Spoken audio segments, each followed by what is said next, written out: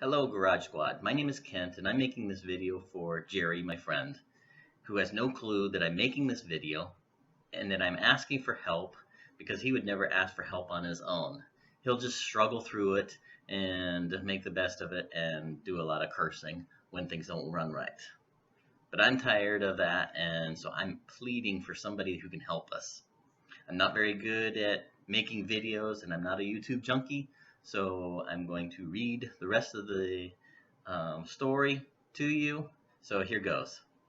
I have an old car that I drive to the cruise-ins and local shows, and although he's never said directly, I think Jerry was tired of shadowing me and just going along for the ride, and he wanted a car of his own to drive.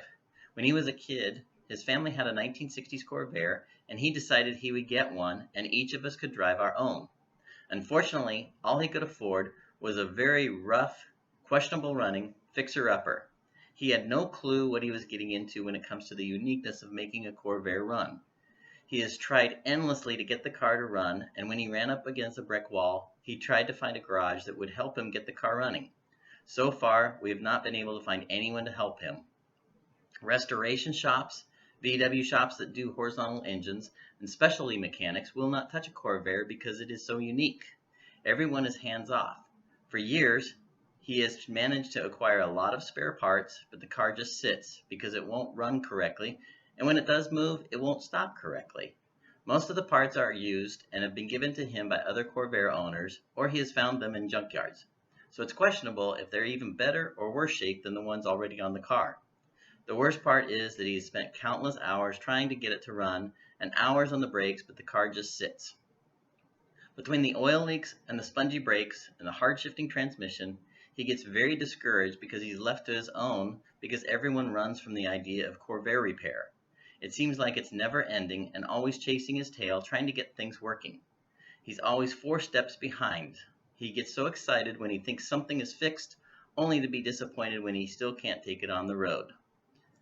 So Garage Squad, it would be so awesome to see the thrill on his face and to surprise him with a team and somebody actually willing to help him get things running and get his dream car back on the road. So I'm asking you to please help. The rest of the video shows our garage and shows the car itself.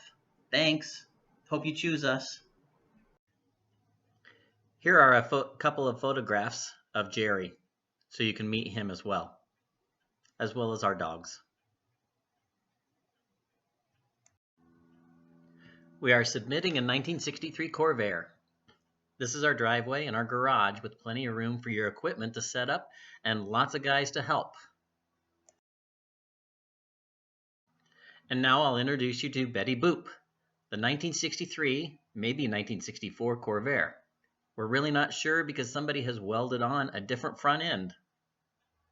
Inside our garage, we have plenty of spare parts.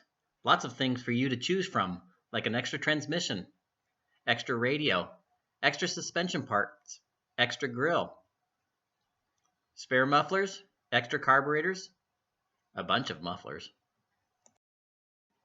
boxes and boxes of carburetors, broken starters, fuel kits, fuel pumps, etc., etc., etc. Too much to mention. This is where the car normally lives. It sits over here, covered up, and now I'll show you some details about it. It rarely ever moves from this spot. It feels so lonely, not running. This is some of the nice paint on the car. Right now, most of it is black. There is a lot of copper, red, black, and brown. Here you can see all the oil leaks. When we get the oil stopped from leaking, the car doesn't run really well. Once we get it running well, the oil starts leaking again. So we're not as sure exactly which tubes are supposed to be connected to what.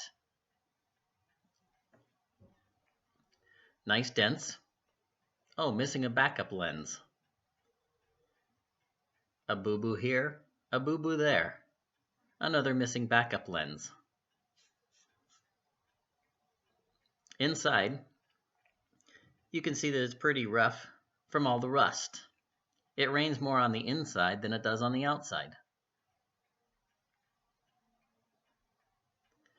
The weather strip leaks.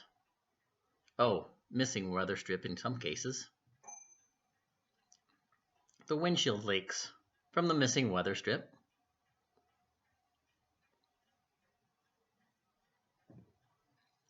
The back quarters leak. There's no weather stripping around those windows either. But the good news is, most of the rain doesn't stay in the car for very long. It just runs right out. You can tell who the original owner was, Fred Flintstone. The true definition of a glove box, completely corrugated.